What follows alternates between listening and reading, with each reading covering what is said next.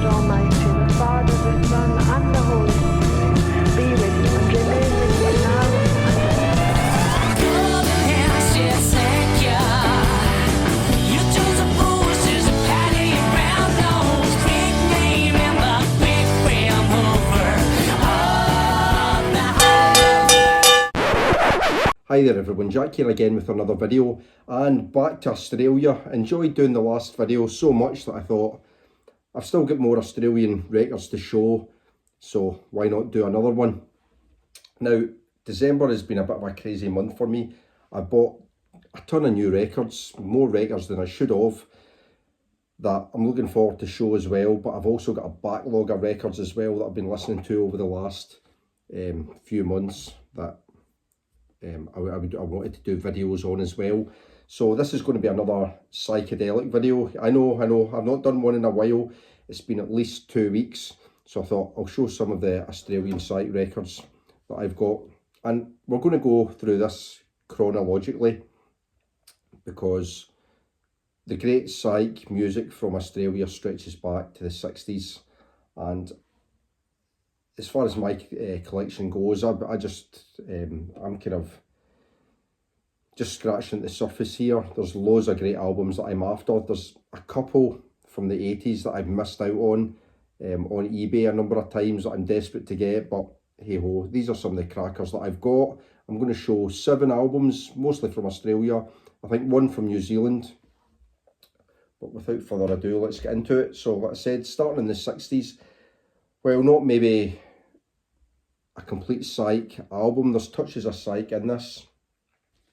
Definitely a kind of precursor to the psychedelic scene that was to come in Australia. So this is the Masters Apprentices with their debut album on Astor Records. Check out these dudes here. So yeah, their debut kind of showcases raw R&B infused garage rock, like I said, with that little bit of psych thrown in for good measure. That opening track, But One Day, absolutely love that. It's a bit of a stomper, and then at the end it goes into a little bit of backwards guitar. And the final track in the album as well is the same, Buried and Dead. Really great track as well. But check out these dudes here. Check out this guy. Real garage rock gremlins. Yeah, Masters Apprentices, really good. This is their debut.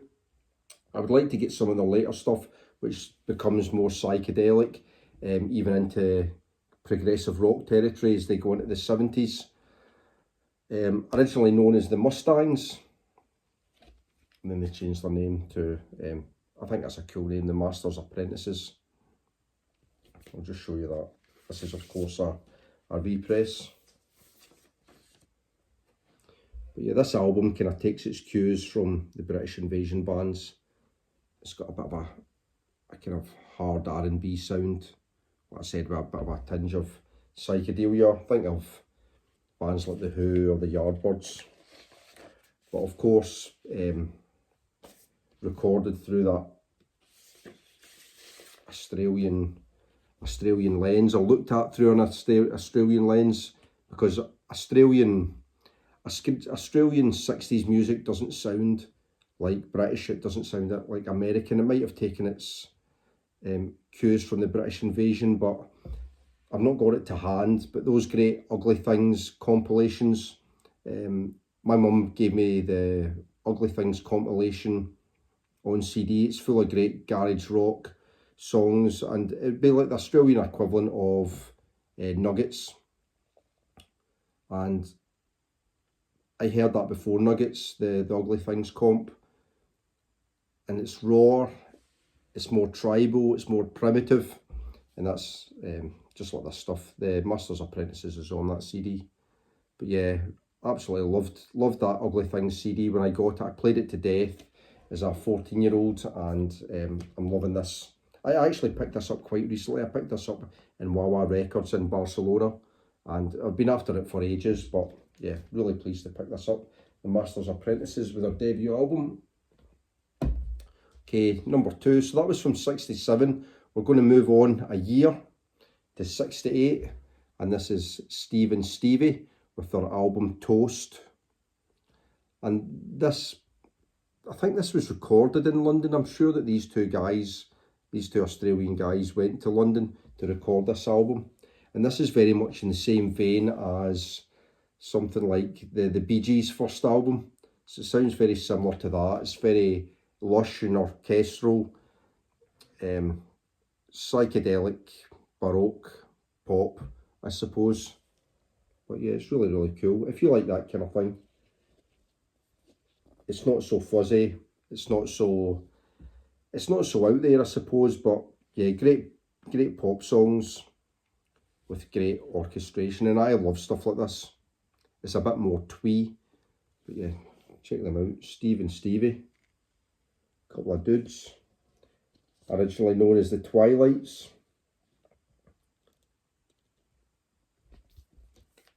Some of my favourite songs on here. Merry Go Round, the opener, is really cool. Sunshine on Snow is brilliant. Shine, the last track on side 1 is cool. But yeah, no, this is really cool. This is my kind of thing. So this is one that I picked up on Vinted. You can see, unfortunately, someone's written their name on the label. So this was put out on, I don't even know the label, NP Music. What knows? I don't know. I don't even know the label of this, but I think this is quite a rare one to come across. I don't think it's overly expensive, but rare to find. But yeah, I really like it. If you like things like the Bee Gees' first album, or you know, obviously indebted to the Beatles or the Beach Boys, more orchestral psych pop, then this would be up your street. This is Steve and Stevie from 1968. The album's called Toast. Alright, we're going for one of the big guns of modern psych now. We're moving forward to 2010. You can probably tell what the album is, or certainly who the band are. If you think of the godfather of modern Australian psych, that's of course Kevin Parker, with his project Tame Impala. This is his first album, Inner Speaker. I love that album cover, it's really cool. So this is just layer upon layer of guitar, loads of different analog synthesizers, double tracked vocals, very psychedelic, and his sound kind of kick-started the whole modern Australian psych movement, I suppose. But I'm going to let you into a secret. As much as I like Tame Impala, they're not one of my favourites. I really like this album.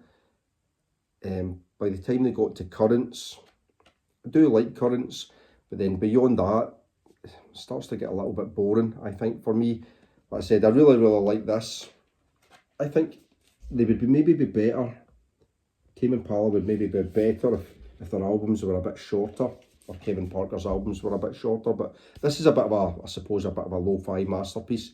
He recorded this in a beach house, I believe, surrounded by analog synths, and just kind of devoted himself to recording this, getting this first album finished.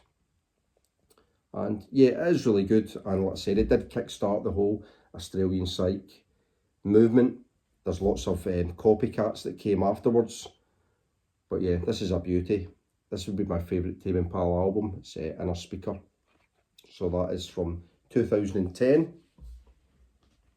If we move forward a year, from New Zealand, we've got Unknown Mortal Orchestra. This is their second album, imaginatively titled 2. But yeah, this is really cool. This is more lo-fi. So as much as the Tame Impala Inner Speaker could be considered lo-fi because Kevin Parker did everything himself on it, it doesn't sound lo-fi. For me, it doesn't really have a very lo-fi sound, whereas this sounds like it was recorded in a bedroom. I think the main guy from Unknown Mortal Orchestra is called, is it Ruben Nielsen? But yeah, very melodic, very kind of basic sounding recording, but like melodic guitar lines, really melodic vocals and just great songs. I love that album cover. It's really cool. It's got a kind of 70s vibe to it, but it doesn't sound like 70s rock. Like I said, it's more like melodic indie folk, psych pop. Then it doesn't have like a kind of, for me this album looks like, I don't know, like a kind of Sabbath album cover or something, but it looks really, really cool. You've got this kind of psychedelic high priestess wearing the transparent veil, showing some quality 70s bush. Yeah, it's good stuff. From the Sun, that opening track is really, really cool. The second track, Swim and Sleep with a Shark, is cool as well. The whole album's great. It's really catchy. It's easy to get into. It's on this label, Jaguar. I don't like the inner, so it looks kind of cool with all the information there, but you can't read it. It's like, I don't know, it's hurting my eyes to read it. I don't know, maybe I had too much whiskey. Very basic label. Yeah, I like this one. It's easy to get into, like I said, and very tuneful. Despite being lo-fi, it's not a hard album to get into. So this is Unknown Mortal Orchestra from New Zealand. This bad boy in with their second album, 2, from 2011. So forward a few years, and the heavyweights, for me the best modern Australian psych band is of course the great King Gizzard and the Lizard Wizard, and this is still my favourite of their albums from 2015. I think this is Paper Mache Dream Balloon, and it's just an absolute beauty of an album. This psychedelic folk pop album, really, really dreamy, really trippy. Great bits of orchestration in there. Just an easy album to get into. Songs are great. There's no kind of screaming psychedelic acid rock guitar solos. This is more about layers of acoustic guitar and mellotron, and yeah, just kind of bass lines that kind of ping around. But an album that's kind of dreamy, trippy. You could just float away on it. Yeah, just full of acoustic goodness. This edition that I've got, it's got the original LP plus a record of instrumentals. So it's the original album plus the instrumental album. It says no vocals, no harmonies, no singers, just pure acoustic bliss. And it's really cool. I love the artwork as well, with these like little kind of plasticine models. But yeah, this is my favourite King Giz album. I'm by no means an expert on King Gizzard's back catalogue, but I know what I like, and I'd imagine that this would still be my favourite, even if I heard all the other stuff. Most of the other stuff that I've heard, as much as I like it, it's a lot heavier psych. I like the poppier stuff, and yeah, this is just brilliant. Can't get enough of that album. It's so cool. Next then, from 2016, something that is a bit heavier, that's really grown on me. This is the amazingly named Psychedelic Porn Crumpets with their first album. This is called High Visceral Part 1, and there is a High Visceral Part 2 as well. But this is the better of the two. This is really, really cool. Led by a guy called Jack McEwen. This is just heavy acid rock guitar riffs, high octane, just blasts out the speakers. But that opening track, Cornflake, is so cool. If you like, your psych a little bit heavier, you can't go wrong with this. So I think this is on their own label. What's it called? What Reality Records. Yeah, that lovely kind of marbled blue and white vinyl. It's really, really cool. But yeah, what a great band. I've got a few of their other albums as well. Shiger. I think that's like the third or fourth album. That's a really good one, but this is the one that's really grown on me out of all the Psychedelic Pond Crumpets albums that I've got. Really cool stuff. So that's High Visceral Part 1 from 2016. Alrighty, on to the last one then. Another Australian band. I probably prefer their earlier records, but I don't have them on vinyl. This is the only record that I've got on vinyl. This is from 2024. This is from last year. Psychedelic, definitely, but with a bit of funk thrown into the mix. This is Pond with Stung. I love that album cover with the big B on there. Yeah, this is a band that's very closely associated with Tame Impala. A lot of these guys have played alongside Kevin Parker. I think Tame Impala and Pond are both from Perth on the west side of Australia, I believe. Yeah, I thought this was a gatefold, but yeah, this was like a special edition one with all the gubbins with posters and all that kind of crap, but I can't be bothered taking all that out. But yeah, really funky, quite epic sounding psych. Actually, there's earlier Pond albums that I prefer, to be honest. I really like the album Hobo Rocket, which is really cool. I think that's from maybe 5 years ago or something like that. But Hobo Rocket's a class album as well. But yeah, this is good, and it has grown on me more. It was maybe a little bit too funky for me to begin with, but yeah, it's beginning to grow on me. Now, it has got some great psych songs on here. Edge of the World Part 3 is really, really good. But yeah. Pond with their album from 2024, Stung.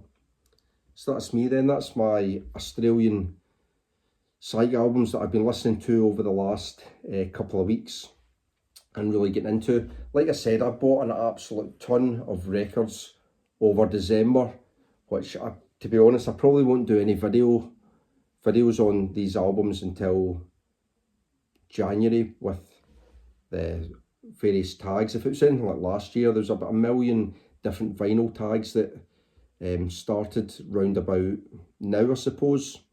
So I'll wait for David Atkinson to drop his vinyl tag. I think he's going to do that over the weekend, so I'm looking forward to doing that. I'm going to do my favourite albums of 2025, like new albums from 2025. I never bought many over this year, but I bought a few, so I'm looking forward to doing a little video on the new releases that I got, and then delve into a few tags as well. And I'll probably show in January a load of the albums that I bought in December. But yeah, I bought some really, really good stuff. I think back to that Steve and Stevie album that I showed with all the, beautiful, lush, orchestral psych pop. I bought another few albums like that as well, which I've been after for a while. So I'm really looking forward to showing those. There's, like I said, there's some absolute stomping neo-psych albums from Australia that I've tried hard to pick up over the last 2-3 months and I've just not been able to get a hold of. And I'm going to need to keep hunting those down. So expect another Australian video, hopefully in the not too distant future. But as always, please, if you've got any comments to make on anything I've shown, please drop a comment. If there's any recommendations about Australian psych records that I should have in my collection, there's some late 60s, 70s ones that I really want, that I'm just kind of waiting out for the right copy. But yeah, any recommendations, as always, I love to hear your recommendations and any comments or anecdotes or thoughts, musings on anything that I've shown. I'd love to hear that as well. And until the next video, I'll see you later. Bye for now.